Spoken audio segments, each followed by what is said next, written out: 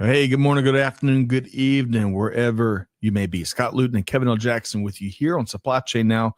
Welcome to today's live stream. Hey, Kevin L. Jackson, how you doing? I am so happy to be back. Thank you. I mean, geez, I miss you guys. we miss you too. You've been around the world and then some. As a lot of our recurring and regular smart audience members know, Kevin's been missing in action for a couple months, but he's doing some big things, which we're going to touch on in just a second. And Kevin L. Jackson, I'm practicing saying your full name because I've got a special guest joining us in a minute that's also named Kevin. So stick around. The power. You got the Kevins here. Team Kevin for sure. All right, so folks, it's The Buzz. You know, every Monday at 12 noon Eastern time, we discuss a variety of news and developments across global supply chain and business. News that matters is what we like to call it. Yes. Now, The Buzz is powered by our friends at EasyPost, who helps make shipping easy, flexible, and scalable. You can learn how you can simplify your shipping operations and delight your customers at easypost.com. Okay, great show teed up here today. We're going to get a quick update on the big proposed rail merger. Hey, it's Truck Driver Appreciation Week. We're going to be celebrating our truckers and share some of their views. We're going to be talking about the extended freight market slump and its impact, all that and much, much more. And in about 10 minutes or so, as I had mentioned, we're going to be welcoming a special guest on The Buzz here today, Kevin Lawton, with the new warehouse. We're going to get Kevin's insights on the cool things, very cool things going on in the warehouse space. Kevin L. Jackson, it should be a terrific edition of The Buzz, huh? Oh, yeah, absolutely. I mean, you always learn things on The Buzz, especially when you join live. That is right. And there's no other way to be. This is one of our favorite shows each and every week. And folks, two things we're going to ask for before we get going here today. Number one, hey, just like Trish is dropping in, happy Buzz Day. Say hello and let us know where you're watching from. Thanks for joining us here on The Buzz, powered by EasyPost here today. Just like Trisha did, hey, give us your take in the comments, whether you're tuned in via LinkedIn, X, YouTube, Facebook, Twitch, no matter. Let us know what you think. And secondly, if you enjoy the show today, we'd love for you to share it with a friend and or your network. They'll be smarter by you doing that because you get to hear from Team Kevin. And both Team Kevin, the Kevin quotient will make you a smarter practitioner, I can assure you. Okay, Kevin L. Jackson. I got three things, count them, before we bring on our esteemed guest here on The Buzz, powered by EasyPost. Are you ready? Oh, no, that high-level math kind of gets me. You got the 1, 2, 3. I've seen you in action. You're doing quantum math. I'm barely working my abacus over here. All right. And hey, really quick. Hey, Jerry Levy, fellow Atlantan. I can't remember what part of Atlanta you are, but always grateful to have you stop by. Let us know what you think about these stories we're about to hit. Okay, so Kevin, three things. Let's see. I promised three things. Yes. Number one, I got a snapshot of Kevin L. Jackson on his in his backyard. So we're gonna check out our latest edition of With That Said, which published over the weekend. We lit off with some big news.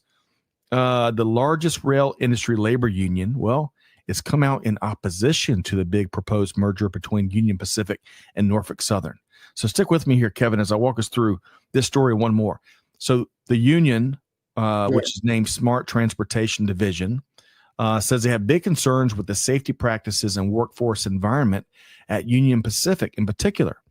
Now, we're going to see just how big of an obstacle this will be when it comes to the U.S. federal government's potential approval of the merger, which may take as long as another year and a half or so. Now, we also touched on the EV market. Kevin, do you have an electric vehicle yet or a hybrid? No, I've driven them. A lot of my friends, they're not too cool on the electric vehicles, so I just keep watching. Okay, good. Well, you're foreshadowing a little bit here. And by the way, folks, Trish is dropping the link to What That Said right there in the comments. We also touched on the EV market in the newsletter. And so it seems like it's going gangbusters everywhere else across the globe, except the U.S., Kevin. So globally, get this number. Bloomberg NEF is reporting that the EV hybrid sales alone will be up 25% globally in 2025 over last year's numbers, 25%. But the U.S. recent data, second quarter 2025 EV sales showed a 6.3% decline in year-over-year numbers. Well, one of the issues there, I mean, China is really driving the market You're with right. respect to electric vehicles, and they have, I guess, done a lot of subsidies in order to reduce the price, in order to drive up. And back in China, a lot of EV companies are going out of business because they can't make any money. So Right. it's like, you're getting more sales, but the companies aren't making any money. I don't know. You raise great questions and great things to consider. And speaking of companies not making money, Rivian. And so Rivian just recently had, I think, 2 profitable quarters over the last 2 years, I believe. But they've been really trying to figure out how to make a profit on each vehicle they make, right? Mm-hmm. So get this, Kevin. A lot of things have changed since Rivian, the EV manufacturer, announced a really big Georgia factory. They announced it back in 2022. Initially, it was supposed to be operational by the end of 2024. So a little bit of a delay. A few things have changed the last couple of years, but Rivian has announced that they're resuming the build out of this massive Georgia factory this week. They had the governor out this week and now, cutting the tape again. That's good. Kevin, 7,500 jobs have been promised. This will be a massive win if it comes to fruition for the state of Georgia as well as the whole region, much like the Kia plant that went in some 20 years ago. Okay. Also, Pascal, you make a great point. Not a surprise going back to those EV sales numbers with the change in tax credits and the disruption in crucial components that are used in EV. That's right. Pascal, great call out. Come on back. We love having you here. All right. So, Kevin, one last point. Mm-hmm. So, again, we were talking about our newsletter With That Said, which is an almost weekly newsletter. A little bit of flexibility there for us. But it's jam-packed with these stories, more news, resources, live events, you name it. Kevin, did you get a chance, beyond the EV stuff, did you get a chance to take a read? What'd you see? Well, actually, I did. And the thing that sort of jumped out at me, I mean, you had it in the small print about the stockpiling of stuff around the country. This is it kind of foreshadows the fact that the whole world is trying to get on the war front. And before you go to war, the very first thing you do is you stockpile all your critical material that you need. This is what happened before World War I. This is what happened before World War II. I hope this is not an indicator. Well, that makes 2 of us. And you're right. According to various data, I think the one we pointed out in the newsletter came from the Wall Street Journal, and it was powered by GEP data. Mm-hmm. We're seeing some of the strongest stockpiling of inventory in, I want to say, 30 months maybe was a time frame, Kevin. Yeah, exactly.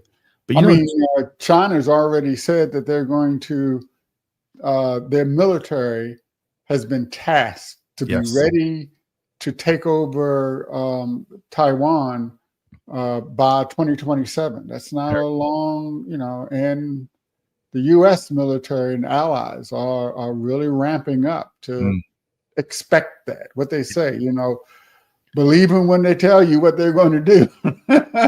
You know what? And we're having folks weigh in via Twitch. Yes, we're hoping cooler heads prevail and there's a diplomatic solution there. But Kevin, you're right. We're going to see what plays out. There's been lots and lots of not just lip service and threats, but of course a massive military buildup. We'll touch on that here in just a second. But first, Kevin, we want to encourage people to check out With That Said. Right, Trisha dropped the link right there. Let us know what you think. We love feedback. It's a blessing. So y'all keep it coming. Secondly, Kevin, I want to share a big event, right? Big event. Our friends at Manifest. They're coming back. I tell you, Manifest 2026. We had a terrific time at this event earlier this year, the 2025 version. And we're going to be back with all the movers and shakers in the industry in February in Vegas. So folks, get this.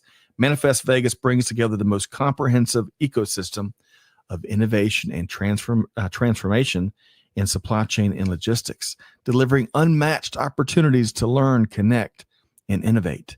Join us February 9th through the 11th, 2026 in Las Vegas to experience unparalleled, what a word, unparalleled access to the technologies, trends, and connections shaping the way the world moves. Manifest 2026, it's going to be here before you know it.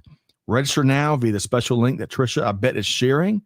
We're dropping right there in the chat, and you're going to save a couple $100. So come on and join us. Yeah. I've been really impressed with DHL ever since I worked with them on a couple of shows last year, how they are looking at and leveraging technology to build better relationships with their customers and to provide much better support.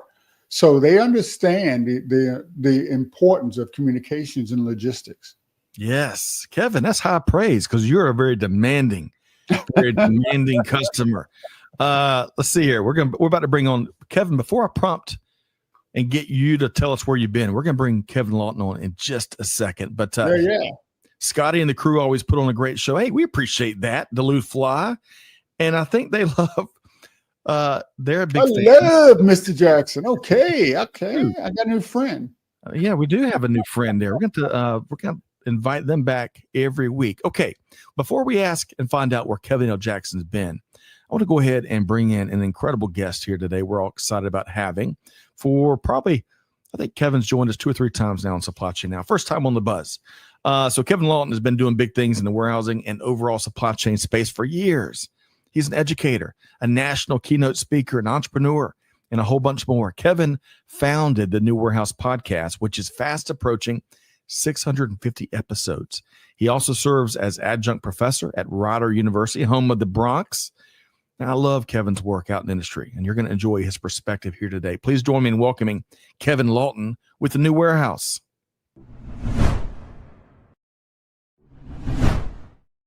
Hey, Kevin, how are you doing? Hey, guys, how are you? Wonderful. All right, so Kevin Lawton and Kevin L. Jackson. We're going to try to keep it really straight here today. Team Kevin strong today, yes. Yeah, they're coming tonight. Looks like we need to cut some warehousing, some wrestling promos or something. All right, let's do this. I want to do the fun warm-up question. We're going to talk food a minute. Then we're gonna solve the mystery of where Kevin L. Jackson has been for the last few months, and then we got a bunch of stories to get to. So let's do this. Fun warm-up question, folks. It's Butterscotch Cinnamon Pie Day. Yuck. It is Greenpeace Day because today the organization was founded back in 1971, so that's cool. Mm-hmm. And it is National Double Cheeseburger Day, which evidently is September 15th every single year. So I'm going to ask y'all both this. Starting with you, Kevin Lawton. Sure. Where do you get the absolute best burger around, and do you happen to have a secret ingredient that you drop on top? Ooh, that's a good question. Well, first I'll say it's interesting, double cheeseburger day. So that lends me to believe that there's also a single cheeseburger day as well. Right? So there's 2 excuses in the year to go get cheeseburger. But no, I think that I'm a fan of smash burger. Okay. Day for one. I definitely like smash burger. But I also here in New Jersey, there's some times where I just get a craving for a good burger just made at a diner. Yeah. And I like that definitely. There's a little bit of a different taste I find there. So I like that. But interesting toppings. No, I don't really put anything interesting on there. I like pickles. I'm a pretty simple guy. Pickles, ketchup. That's it. That's about it. Sometimes I might do maybe some fried onions or something like that to kick it up a little bit. Yeah. I like it. I like how you think, Kevin Lawton. Kindred spirits there. Kevin L. Jackson, how about you? Where do you get the best burger? And do you have a secret ingredient you drop on them? Well, I really like the Five Guys burgers. Okay. And, you put that, I guess here, maybe it's a regional thing, but you put the Old Bay seasoning on it. Bam!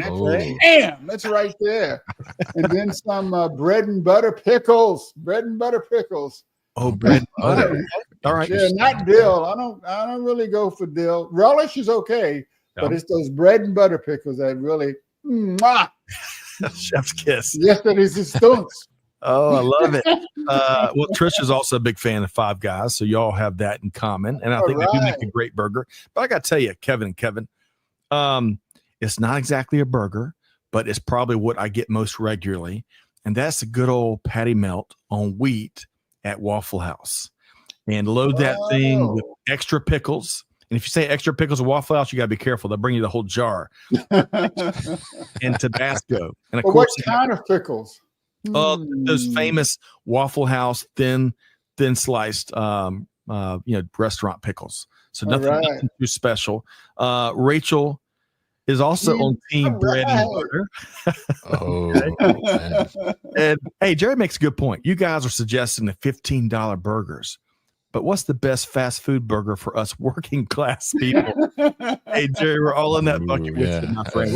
Let's think about that, and let's answer that in just a second. But Jerry says steak and shake double cheese for working class folks. I'm with you, Jerry. I love that. And if you noticed, mine was a Waffle House plate. You can get in and out of there for less than $15. Okay. Let's solve a mystery really quick before we get to some of the news of the day. I bet me and Kevin Lawton both have acquiring minds. Kevin L. Jackson, you usually join us, the third Monday of each month? Yeah, the third Monday of every month. Yeah. So you've missed a few, but you've been working on some really cool projects. Give us a highlight or two from what you can share. Oh, yeah, absolutely. I mean, I want to keep my audience around. So, as a lot of you know, I do a lot of work in space, and we launched a system called Philomena with the road space that's in orbit right now and doing some quantum resistant encryption for CubeSats. And actually, we're going to be doing some more launches in 26 to LEO and in 27 to GEO. So it's been very, very successful project. But here on my terrestrial work, so to speak, we've been doing some covert communications for unmanned vehicles back. So it's October. No, it's September. So in August, I was up in Michigan, up on Lake Huron, the beautiful Lake Huron, in the I guess the Lower Peninsula, Alpena, where we were putting our communication solution on USVs, little unmanned boats with the Navy. And we also we actually designed it to go on UAVs as well. Okay. And then that was in July, and then in August I went north to Alaska when we were up in the Yukon training area up by Fairbanks. Okay. Out in the boonies, on top of mountains and down in valleys, and doing a lot of covert communication testing of our advanced technologies. Love it. Called Smart Beam. So I was You've been busy. working hard. I enjoyed it though. It was fun. And So Kevin Lawton, you and I probably talk. I know you're in and out of a bunch of warehouse facilities. I'm sure you see lots and lots of autonomous vehicles, but autonomous boats that have national security implications. That's pretty cool stuff, Kevin Lawton, huh? Yeah, that's pretty cool. That's very, very interesting. And I think it'd be interesting to see how that kind of comes out. I mean, it sounds like maybe it's a little secretive. I'm not sure, but but I think there's a lot of potential there for industry as well, too, potentially. That's right. Yeah. All right, so we're gonna get a whole full scoop next time Kevin L. Jackson joins us. But we got a lot of news to get into here today. Kevin Lawton and Kevin L. Jackson, Team Jackson. Let's see here. I want to start with this. This is something really important, folks, because we're in the midst of Truck Driver Appreciation Week, which runs September 14th through the 20th this year. Very special week we celebrate each and every year. I think we're close to 40 years when this has been a formal week set aside. Big thanks to our friends over at the American Trucking Associations for the work they do on behalf of our industry. So get this. There's lots of great data here. 3.6 million truck drivers, 72.7, almost 73% in terms of the percentage of the nation's freight delivered by trucks. I think that's by weight. critical jobs these professionals do. So check this out. From Dana Guthrie over at The Trucker comes this interesting perspective. Looks like Conversion Interactive Agency, CIA, interesting, and PDA surveyed over 1,300 truck drivers a few months back. And here are some interesting findings. It's a competitive market out there, as almost 47% of drivers are currently seeking new job opportunities. Now, of those seeking new jobs, right? So of that 47%, Kevin, check out these stats here. 70% are looking for more time at home, understandable. Almost 65% are looking for more predictable pay. As we all know, a lot of their weekly pay is based on, how many miles, right? They hook and take. It's where they go. That's right.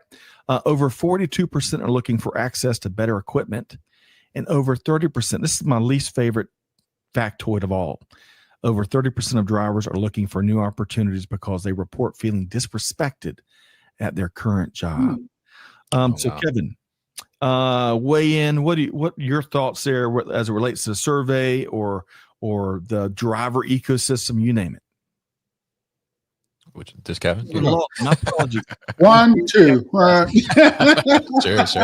Yeah, I mean, it's really interesting, and I think it's telling of kind of what people are just looking for in jobs and in general. And I think there's been a lot of change in that and what people are looking for. Like you mentioned, the flexibility and better predictive pay and things like that. I think people are looking for a little bit more of that, and it's becoming more and more important, and especially as we see more newer kind of jobs rise up from different technology type of platforms to that allow people to have that flexibility and maybe a little more predictive pay as well. But yeah, I mean, I think it's really interesting, and the disrespect thing I think really stands out.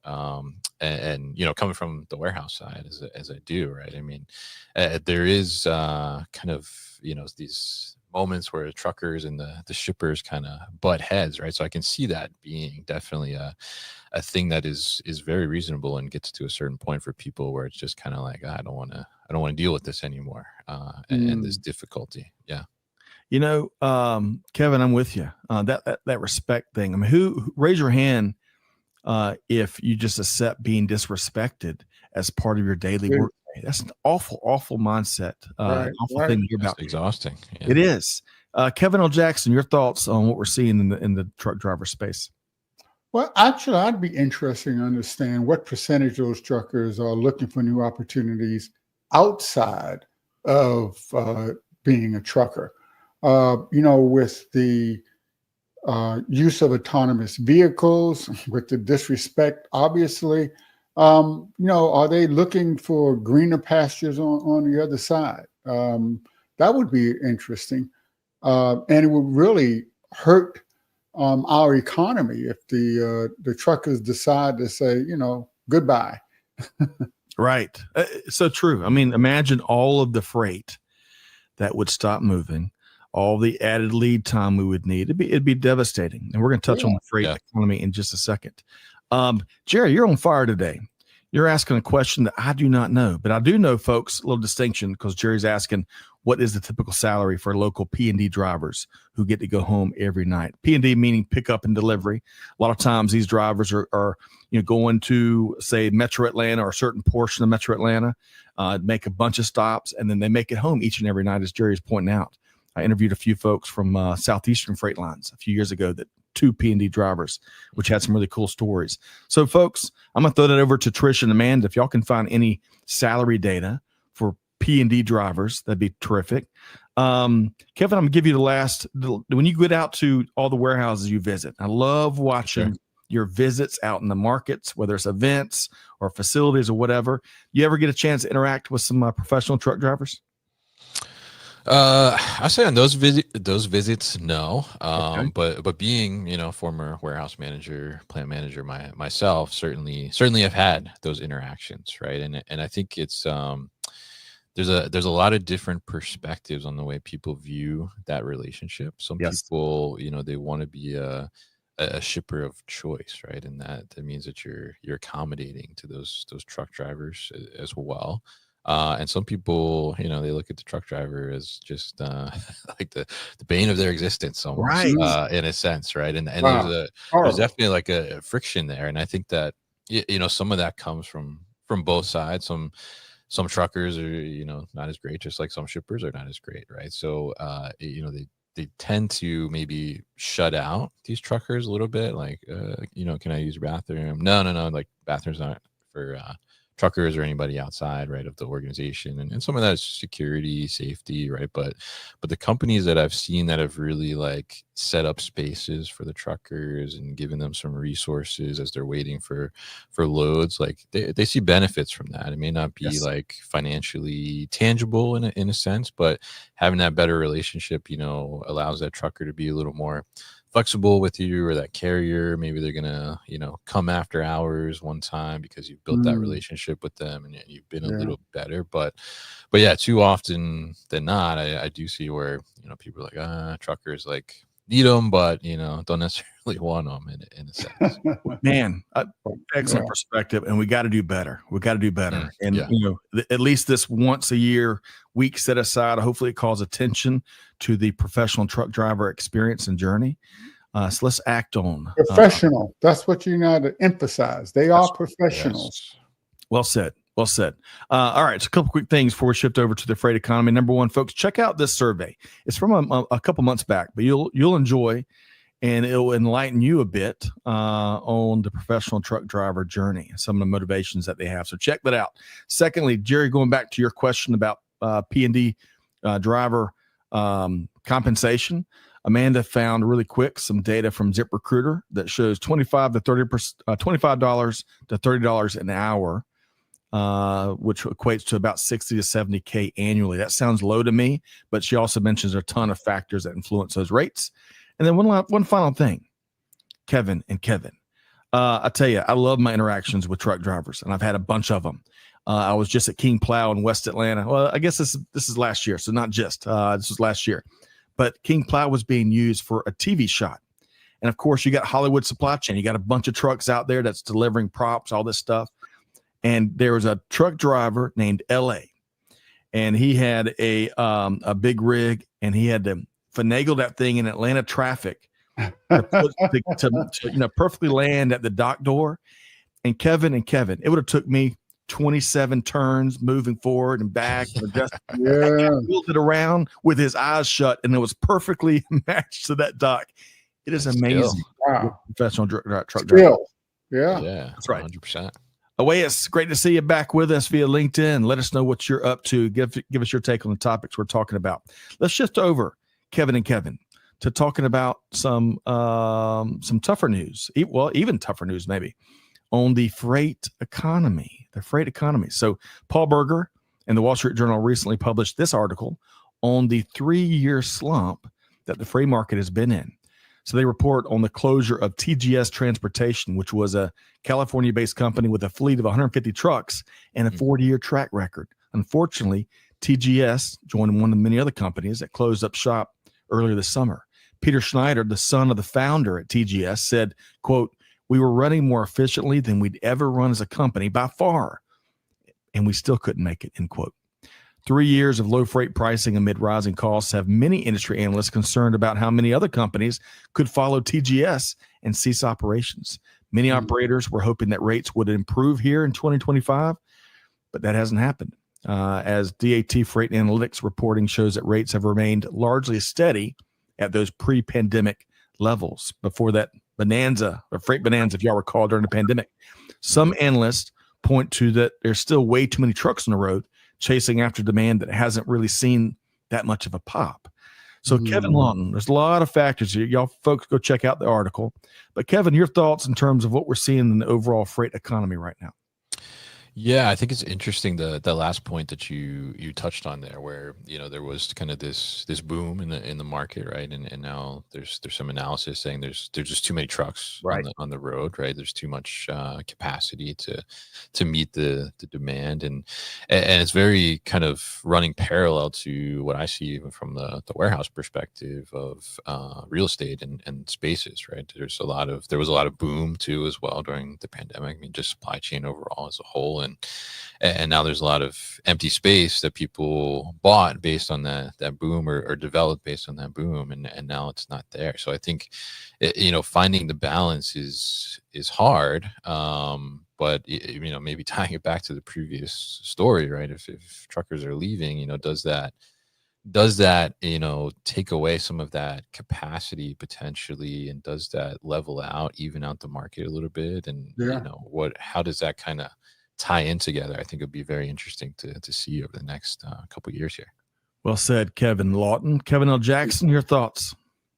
Well, unfortunately, I'm going to be a Debbie Downer here, because you look at the financial environment, the unemployment seems to be going up with all the reductions or modifications of the reports, that the slowdown, right, or quote recession is on the horizon, and the world is turning its back on globalization. So none of that bodes well for the trucking industry here in the United States. So, salaries are stagnant. They're not going up.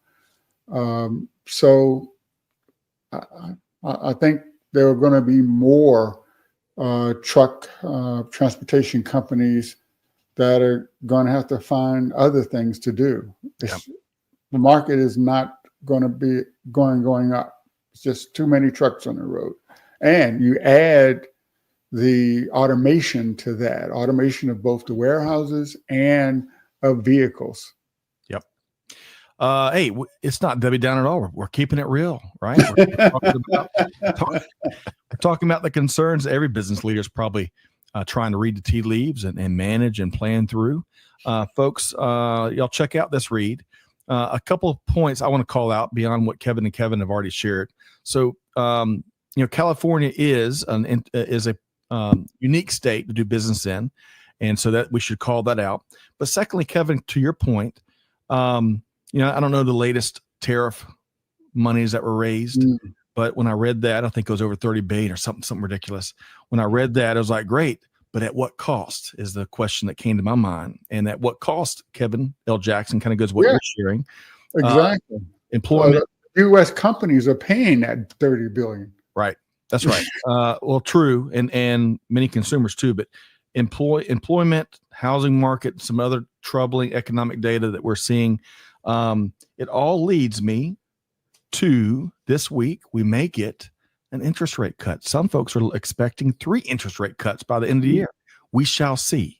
But troubling storms. All right. So Kevin Lawton, give you the final word on, give us some good news, Kevin Lawton, before we shift over into a really cool story on oranges and AI. Yeah, please give me some good news. Give us some good news. Some good news. Yes. Let's see. I think the good news is that there is a lot of new things happening in the supply chain space, right? As we see these challenges, right? And I think, as Dustin said here in the comments, right, there's a lot of winning to be done in a down market. Shout out to Dustin, I know him. And I think the challenges, though, spur these new innovations and new technologies, and then ultimately transform the way we do things, which I think can lend itself to tie it back to that trucker survey, lend itself to more flexibility, more comfort in workspaces, and just better ways to do things overall. So I think that's good news. It is great news. It is great news. And I'm glad Dustin's here because it's so true. We can't sit around and mope about it because, as Dustin says, there's a lot of winning to be done in a down market. Those that can endure and even advance will be market leaders of tomorrow. Very poetic there. Very nice. T Squared, who holds down Fort Forest on YouTube, says saturation and contraction are really at play with trucking. And also he adds the cost of tariffs will always be paid on the backs of the pressed consumer. More folks need to understand that. Consumer. Yes, pressed. That's right. And Awais, great question. There is, as most would agree, there's been an ongoing driver shortage for quite some time. Although there's some counterintuitive voices out there that may make a different case. Okay. We're going to make a hard left turn or right turn or whatever. Kevin, let's talk about AI and oranges. More bad news. This is bad news, but you know what? it as Kevin Lawton suggested, it opens up some innovation and some opportunities. So, folks, as reported by Food Dive, citrus greening began hitting Florida crops over 20 years ago. Now, you may have heard of citrus greening, but what I bet you haven't heard is the degree of the destruction, because this disease has infected most of Florida's orange trees and has caused countless billions of dollars of damage. Get this, U.S. long ago was responsible for 45% of the world's orange supply, almost half of the world's orange supply. That number is all the way down to just 5%. Output in Florida alone has declined over 90% since 2005, due largely to citrus greening. Hurricanes have had a big deal too, but citrus greening has been the primary culprit. Now, here's the good news: Kevin L. Jackson and Kevin Lawton and Elias and T Squared and Dust and everyone else. The Coca-Cola Company, which makes Minute Maid orange juice, is out to save the day with a keen eye on leveraging AI in terms of how to do it.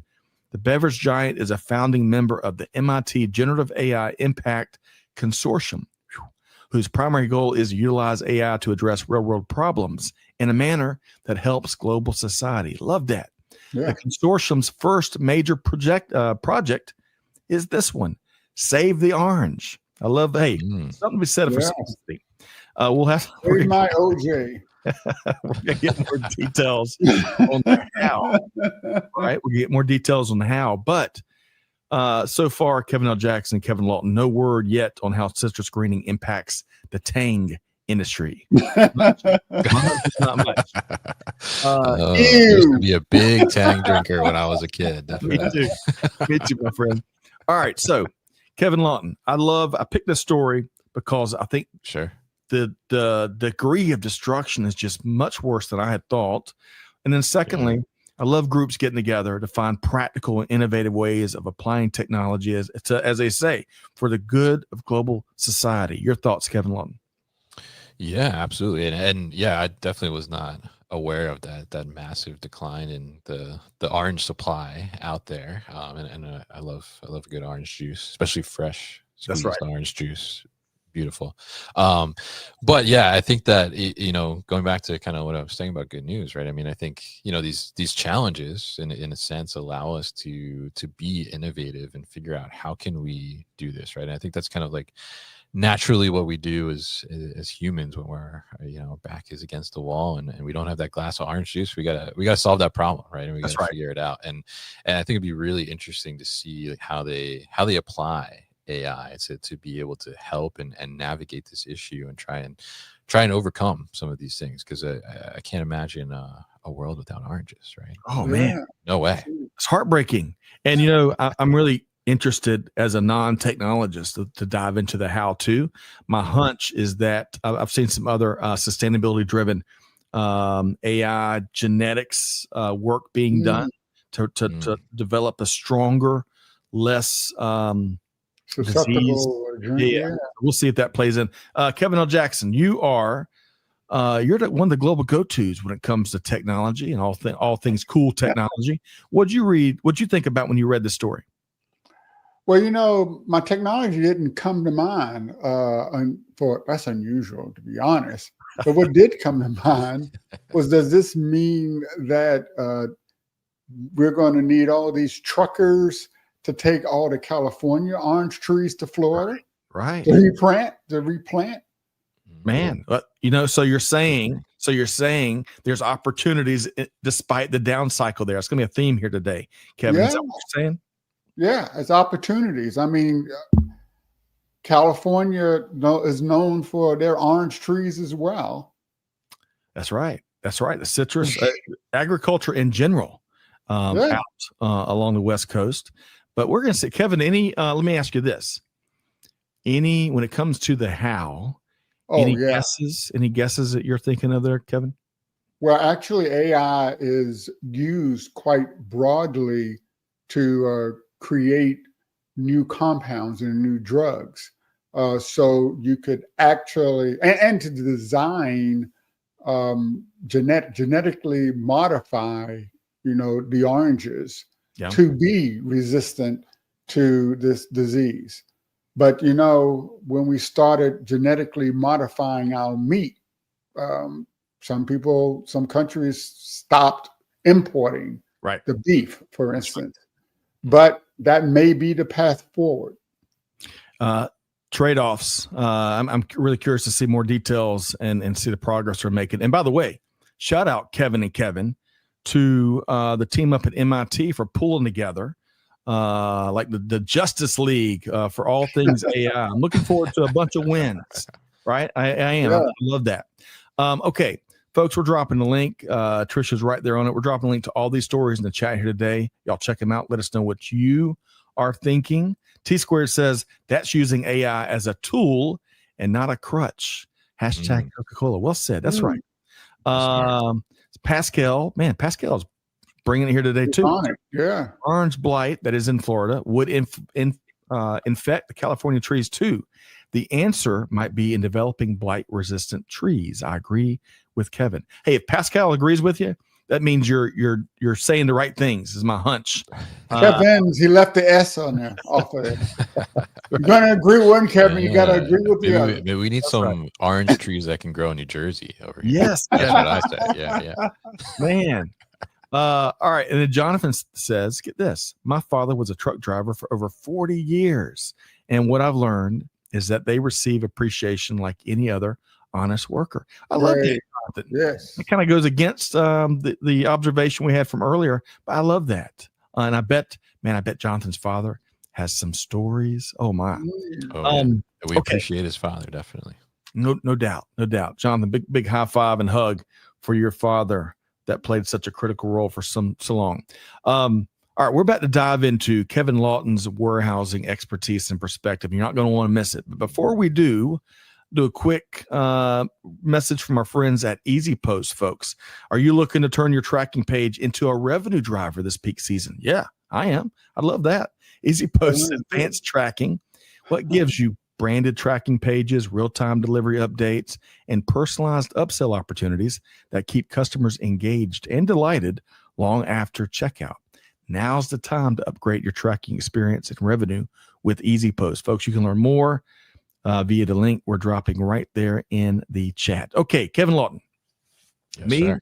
And Kevin L. Jackson woke up this morning with an extra level of curiosity. And for some reason, we woke up wanting to talk all things warehousing, and we couldn't think of a better person in the world to bring on the buzz to talk about it. So I want to ask you, Kevin Lawton, what are a couple of warehouse trends that you're most intrigued with right now? Yeah, absolutely. And I appreciate you having me on to talk about this. I think one thing that's definitely intriguing to me right now, and I'm seeing a lot pop up, are some of these smaller kind of in-between solutions that are solving little parts of the problems in the warehouse, but tying into the larger part. And I think that's really interesting because we saw such a shift towards like, how can we automate, or how can we make these larger solutions like picking or something, address with robotics and things like that over the last several years now. But a lot of people are coming in with these, I think of it almost as like, we look at our smartphone, whether it's Android or Apple. I'll say I'm an Android guy myself, but we think about Kevin L. Jackson, by the way. Kevin Lawton. We learned that lesson. But I think of it as kind of like almost like the App Store in a sense, like where people are developing these small software solutions that are addressing issues like cardinalization, or making leveraging AI to do more efficient pick paths and things like that, going beyond those kind of core products, core solutions that we traditionally have had in the warehouse, and being these little add-ons or tack-ons that are making it very easy to excel and be more efficient and get those gains without making huge overhauls to their systems. And I think that's one trend that's been standing out to me for probably the past year, maybe 2 years or so, that more of these little things are coming into play, and they're making big differences without necessarily a huge lift by the operation to do that, which I think is really important to get some traction. Kevin, I love that. And it reminds me of, and y'all help me find the term, non-invasive surgery. We're kind of speaking of non-invasive automation, right? Yeah. Not disruptive to the overall operation or the facility or what have you, but it comes with really big outcomes. Kevin Lawton, do I have that right? Yeah, absolutely. Yeah. I think that's, the one thing, in my beginning of my career, I came in and it was almost immediately into a WMS upgrade. And I was just like flabbergasted at how long it took and everything that was so involved in it. But to your point, like these little solutions now that are coming that are, deployed in a couple weeks, maybe if that long, right. And making gains right away without a huge shift in change management and culture and the way we do operations and processes, I think are really driving a lot of efficiency gains for a lot of operations out there now. Well said. Yeah. Kevin L. Jackson, you seen the same? Yeah. So one of the things I've seen, many people, say AI is doomsayer, right? Just bringing the bad thing, getting rid of all the humans in business. But I've seen just the opposite. Companies that leverage AI with humans actually accelerate their innovation loop. They can see what's happening faster. They can make observations, make decisions, and change and enhance processes much faster when the humans are working with the AI. So the companies, warehouses especially, actually become leaders because they become more innovative in how they are managing the processes. And they're redesigning the processes to provide more value to their supply chain partners. Yep. Generally speaking, we talked about this last week, Kevin, when I was at Change, new ASCM's reinvigorated conference. And it was a great event, by the way. But one of the common themes we talked about is the need right now, with a massive sense of urgency for business leaders and supply chain leaders, to figure out how, especially using AI and other technologies, removing the pain and the friction and the manual stuff that get in the way of people's day, the workforce's day. The workforce already has a ton of anxiety, whether it's economic anxiety or anxiety about technology transformation, or you name it, right? Fill in the blank. Man, that is a great way, starting with what brings friction by the truckload to your workforce is a great starting point to figure out where to leverage technology. Kevin Lawton, for sake of time, I want to circle back. What other warehousing trend has really been front and center on your radar too? Yeah, I think the movement towards, we've seen a lot in robotics and automation. I'm sure we've all seen videos and things like that online. And for a long time, I think that they were focused mostly on larger corporations, right? And it seemed unattainable for small to medium-sized businesses. And I've seen more solutions coming out, startups or existing robotics automation companies, to be able to address that small to medium-sized market. And that could be through unique pricing models. It could be for solutions that are leveraging existing infrastructure already. Like there's a couple companies out there that have just come up recently that are leveraging existing racking and then attaching their robotics and automation to that existing racking. So examples like that, I think, are really interesting, because I think that is a signal that we're getting to a tipping point where we're going to see further penetration of that into like these smaller, medium-sized businesses that, now it's digestible. And now it's also more actionable, as we just kind of talked about in the previous conversation, to be able to move kind of quickly. Because, you look at Amazon, they got time and money to play around a little bit and test, right? But the mid-size company that's doing shipping, they don't necessarily have like that that resource or that time to do some R&D and play around. They need something that's going to come in and is going to be effective, and then over time is going to gain them some efficiency as well. So seeing a lot of that and a lot of focus on kind of simplicity in that sense, and how do we leverage maybe some things that are already existing in a facility instead of having to go full on greenfield and be able to make a better implementation process in there. Kevin, same. We just had a conversation last week or two about brownfield sites and optimizing what you got rather than sinking millions or billions of dollars in new infrastructure. Right. And the other thing Kevin L. Jackson, he mentioned there, which I love, is a continued democratization of technology and wherewithal so that the small can better compete, can do what the bigs have been doing forever. Kevin L. Jackson, what'd you hear there? Price points are coming down, and that is always good. We're getting away from the bleeding edge when it comes to automation, artificial intelligence, and the fusion of advanced IT into these business processes. We used to talk a lot about the old school industries really not adopting technology fast enough. Yeah, that's changing, but that has changed. And I think part of it is the pandemic. People stop being afraid of leveraging technology. Kevin, I love that. And I believe that too. I think, one of my favorite signals coming out of the pandemic, Kevin, well, we're hosting a panel event. This is 4 years ago or so. And the supply chain executive was talking about expense reports for the team members. And she was describing how for decades they had this really convoluted process that probably made a lot of the penny counters happy, but it was a tremendous burden on the team. And they would take hours out of their weeks whenever they had to submit an expense report. And she talked about how they just made a simple change, which made life easier and met all the regulatory, accounting stuff, but made life easier for the team members. And the leadership team was talking, man, why didn't we make this change years ago? Right. It kind of goes to your point, Kevin L. Jackson.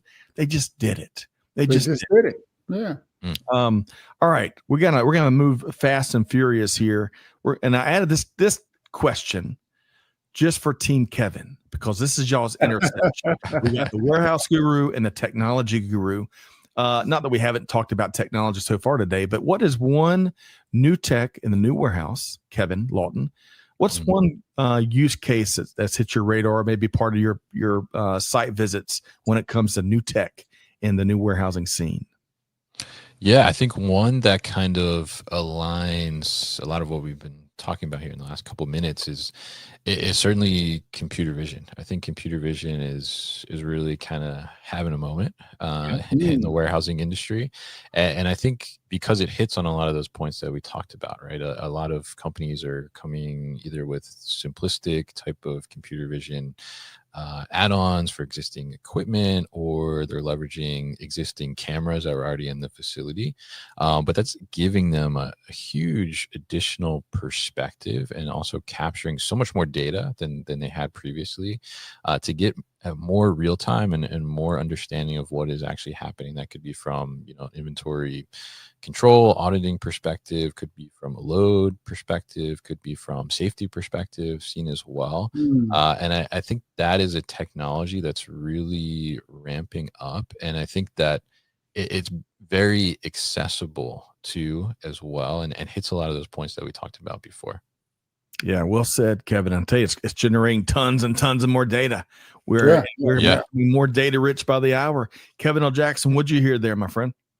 I have to agree with computer vision, because when you see that data and you are aware of how easy it is to collect and observe that data, then the art of the possible becomes much more viable. And you can get buy-in from the executive much faster because they can see it themselves. It's tangible. Right. So, so the use of computer vision, the direct linkage to the shop floor, the business processes, the warehouse floor, and feedback from the workers and the department heads that say, hey, this is really good stuff. I think that's important. Yeah. I think it's powering both of your perspectives there, and the art of not just the possible, but the art of what's happening, the art of reality, maybe. It's now. It's right. We got to explore more. I'm really excited about this next generation nuclear movement, and looking forward to seeing how we can bring that more online. So not only can we fuel more power that we need to advance innovation, but also do it in a cleaner, innovative way. We'll see. We can't dive into it here today, but stay tuned on that. Okay. A couple quick comments before we get a check-in on what's going on at the new warehouse. T Squared talking about Rudy again. Rudy from the Jetsons. One button makes it happen. The first Superman via YouTube. Great to see you. Asking about what they can do and what they can study to get into this industry. Hold that question for just a minute. We're going to try to get to it. And Nasir talks about we got to get people educated on AI and be familiar with those tools. They're saying, hey, let's study it before we use it, kind of in so many words of what Nasir is sharing. That's an interesting point, Nasir, and great to have you here. I appreciate you sharing. Okay, Kevin Lawton, you have been busy. I want to make sure, folks, speaking of getting educated and informed and learned up, the new warehouse is fast approaching 650 episodes. You'll be there probably in a few weeks or so. Folks, you can find the new warehouse on wherever you get your podcasts. Kevin, what's the latest and greatest? What's new that's exciting you about the journey you're on at the new warehouse? Yeah, absolutely. I mean, I think, all the conversations I get to have are always exciting because I'm super passionate about the space. But I think recently we've put a real focus on getting some voices from the end user, the shipper, to be on the podcast as well. And we release 2 episodes a week, so Monday and Wednesday of our normal podcast. And we've been trying to balance that with getting one end user, one solution provider on each week. And I think that's been really insightful, and it's really interesting to hear from both perspectives. And it's really interesting to hear, like, what are people actually doing in their operations? What are they actually looking at? And hearing like some projects and stories that they've gone through and kind of their journeys as well. So that's probably what's really exciting me right now. Yeah. Love it, Kevin Lawton. And folks, it's must see content. You can check out New Warehouse, where your podcast. And warehouses are indeed sexy, almost as sexy as Kevin L. Jackson. Kevin, thank you. I appreciate that. So you get the $1 billion wrap-up question before we make sure folks know how to connect with y'all both. Kevin L. Jackson, what's one point of all the goodness that Kevin Lawton has brought here today? What's one key takeaway you'd suggest to folks keep front and center? Well, first of all, how warehouses are changing, how supply chain is changing, how technology is really affecting, what we think about when we think about, logistics. So one of the things that I've been working on, I know I haven't been on the show, but you're going to be hearing quite soon, about a company I've been working with called Space Phoenix Systems. And I'll ask the team to share that link, because it's blending logistics and supply chain to the low Earth orbit economy. They call themselves, in fact, the FedEx of low Earth orbit. Oh, that's cool. Wow. We're gonna have to dive in and invest an episode here, Kevin Lawton. And, I need to hear more about that. Think about it. Think about the possibilities here. We are of logistics and space. So if you want to learn more about that, you can follow me on LinkedIn. And right here on Supply Chain Now with Digital Transformers. That's right. Space. Trisha dropped right here. Space-phoenix.com. Check it out, folks, and let us know what you think. Also, Trisha, it's dropping.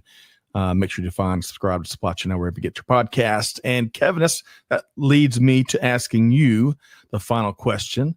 How can folks connect with you and the new warehouse that's on the move? Yeah, absolutely. This week, actually, I will be on the move a lot. Actually, I'm flying to Vegas tonight for the Shapiro AI and Logistics event, which I'm super excited about. They're going to have some I left my money hands-on there. Did you find activities. it? Oh, okay. If I find you, I My will money. I I will left my double down money. the There's bet. a slot Definitely. machine on the right-hand side as you go down the strip. Please. Please. I will look out for that. So excited for that. Going to get some hands-on AI learning there, I think, which would be pretty cool. And then going over to Intralogistics Wednesday night in Miami to do a speaking session on Thursday about warehouse innovation. And then going to head to Chicago for Friday to check out, speaking of computer vision, check out Arvist's new experience center they have there. So yeah, been a little crazy Hang this on week. a sec, Kevin. Hang on a sec, Kevin Lawton. Yeah. I don't move as fast as both of y'all, but I've been tracking my map here. New Jersey to Vegas to Miami to Chicago. Yeah. With the stop in here on the buzz, all in 1 week, Kevin Lawton. Yeah, I think I'm going to leverage the low Earth orbit. Yeah. Yes. Really. Let's have some rocket boosters. Yeah, you need some. Yes. Looking forward to hearing all of your key takeaways from what sounds like a great week out in industry. And folks, you can find, again, the new warehouse out wherever you get your podcasts. And we're also going to drop the link to the new warehouse, which actually we already have it right here. How about that? Trisha is on the money. The new warehouse. You can go learn more about all the cool things Kevin's up to. And Kevin L. Jackson, really appreciate you stopping in. We're going to get you back on your regular cadence. Yes, please do. All about space supply chain and many other things that the technology guru is up to. So big thanks to Kevin L. Jackson for being here today. I'm happy. It's exciting. Happy as the a world of supply chain just excites me, man. Well, you know what? That's why you fit in so well. It's amazing what supply chain does. And folks, you can find Kevin L. Jackson on LinkedIn right there. One click away. You can find Kevin Lawton right there on LinkedIn. You can follow what all the cool things are doing. Big thanks to Kevin Lawton with New Warehouse. Kevin, we need to have you like Kevin L. Jackson here. Make it a regular appearance and a regular cadence. You game? Sure. Yeah. You got my email. Let me know. All right. Hey, power to Kevin's. Right. Always. Team Kevin. Yes. Folks, big thanks to Amanda and Trisha behind the scenes. They had a lot to keep up with here today. I know we couldn't hit everybody's comment and question, but really appreciate you being here. The smartest audience in all of global supply chain. But you got homework, folks. You got to take one thing that Team Kevin shared here today. Just one thing. Share it with your team. Do something with it. It's all about deeds, not words. That's the name of the game. And with that said, folks, have a great week ahead. Thank a trucker, hug a trucker, high five a trucker, you name it. They are incredible people doing incredible professional work. And with all that said, on behalf of the entire Supply Chain Now team, Scott Luton challenges you: do good, give forward, be the change that's needed. We'll see you next time, right back here on Supply Chain Now. Thanks, everybody. See ya.